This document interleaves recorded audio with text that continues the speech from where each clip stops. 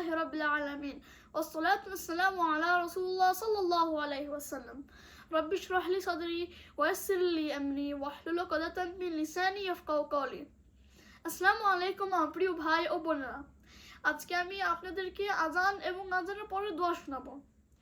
কিন্তু এক মিনিট আপনি কি জানেন যে প্রতি সপ্তাহে আমি একটা ইসলামিক কোশ্চেন পোস্ট করছি এই চ্যানেলে প্রতি রবিবারে আমি একটা ইসলামিক কোশ্চেন পোস্ট করছি যেটা ইসলামের যে কোনো বিষয় নিয়ে হতে পারে যদি আপনি জয়েন হতে চান তাহলে অবশ্যই অ্যানসার দিবেন between A B C and D এবং নেক্সট রোববারে আমি সেই কোশ্চেনের অ্যানসার আমি দিব along with the next question তাহলে আপনি দেখতে পারবেন যে আপনার অ্যানসারটা সঠিক হয়েছে কিনা ইনশাল্লাহ এটা একটা বড় অপরচুনিটি হবে আমাদের ইসলামের জ্ঞান বাড়ানোর জন্য আমাদের একসাথে একটা কমিউনিটি হিসাবে কানেক্ট হওয়ার জন্য আমি আমার চ্যানেল লিঙ্ক এই যে এখানে দিয়ে দিচ্ছি চ্যানেলে যে পোস্ট ট্যাবে যে আপনি কোয়েশ্চেনগুলো পাবেন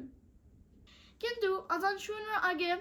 আমি আপনাদেরকে একটু আজানের হিস্ট্রি সম্পর্কে বলতে চাই এগুলো দিন মানুষে অনেক কোয়েশ্চেন জিজ্ঞেস করে ডিসকাস করে জানতে চায় যে এই আজানটা কোথা থেকে এসেছে তো আমি একটু আপনাদেরকে বলি আজান হিস্ট্রিটা কি রাসূলুল্লাহ সাল্লাল্লাহু আলাইহি ওয়াসাল্লাম যখন মক্কা থেকে মদিনাতে যখন হিজরত করেছে তখন ওখানে সব মুসলিমরা একটা কমন কোয়েশ্চেন জিজ্ঞেস করেছে সেটা ছিল যে আমাদের মসজিদ আছে এবং আমাদের 5 ওয়াক্ত নামাজ আছে কিন্তু আমরা কিভাবে জানবো যে কখন মসজিদে যাব আমরা নামাজ পড়ার জন্য তো কয়েকজন সাহাবী একসাথে মিলে ডিসকাস করা শুরু করেছে যে কিভাবে মানুষকে জানানো যায় প্রথমে একটা আইডিয়া এসেছে যে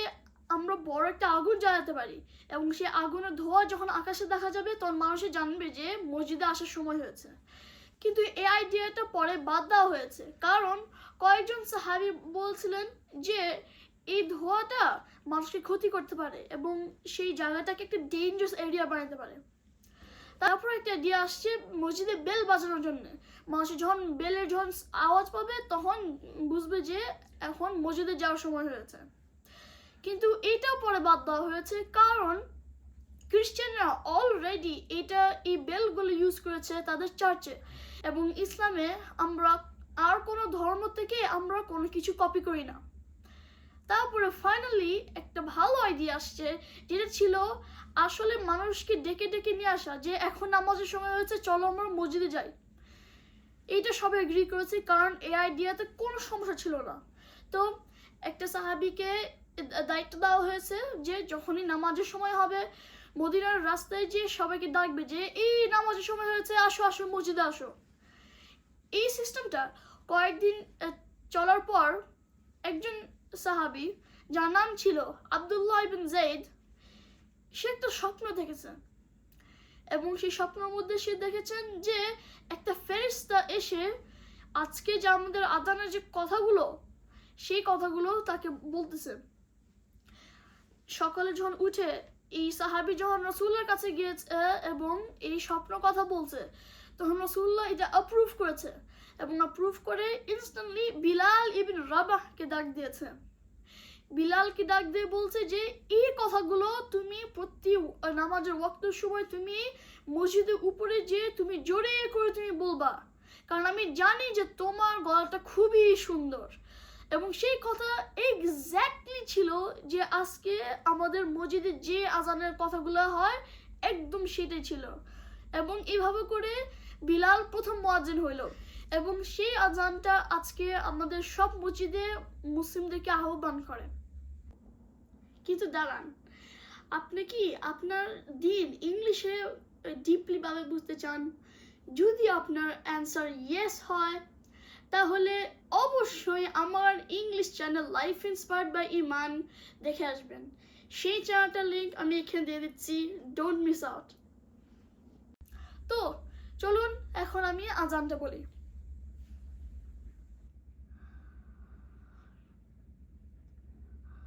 আল্লাহু আকবার আল্লাহু আকবার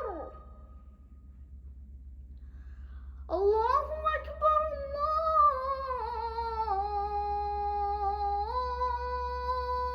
আল্লাহু আকবার আশহাদু আন লা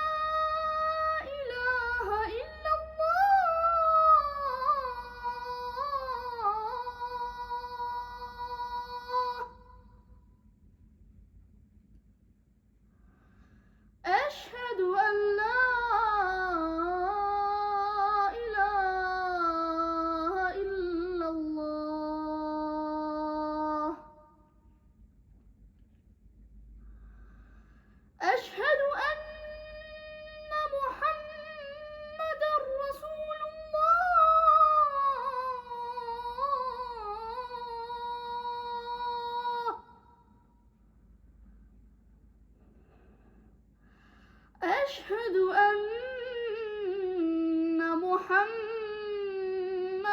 রাসূলুল্লাহ।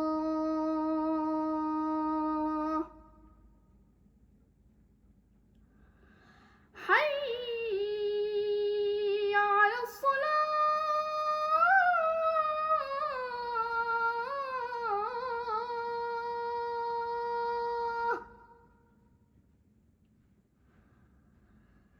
حي على الصلاة.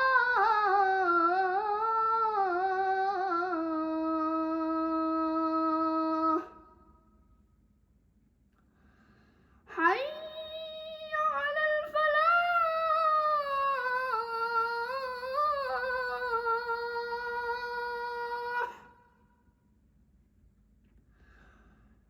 حي على الفلاح.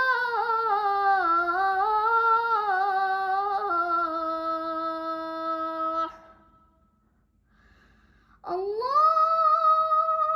أكبر.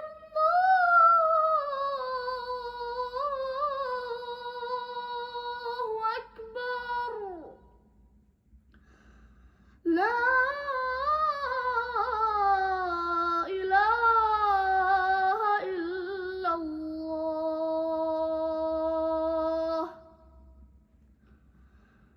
اللهم رب هذه الدعوة التامة والصلاة القائمة آت سيدنا محمدا الوسيلة والفضيلة وابعثه المقام المحمود الذي وعدته إنك لا تخلف الميعاد. তো এটা হলো আমাদের ইসলামের নামাজের ডাক, আজান এবং আজানের পর দোয়া। যখনই আপনি আজান শুনবেন কখনো ভুলবেন না যে আজানের পর দোয়া আছে। সব সময় দোয়াটা মুখস্থ করে আপনি বলবেন, এটা আপনার অনেক সওয়াব হবে ইনশাআল্লাহ। এই ভিডিওটা আপনাদের জন্য উপকারে আসবে। সবাইকে ধন্যবাদ আমার সাথে যুক্ত হওয়ার জন্য। আসসালামু আলাইকুম ওয়া রাহমাতুল্লাহি ওয়া বারাকাতুহু।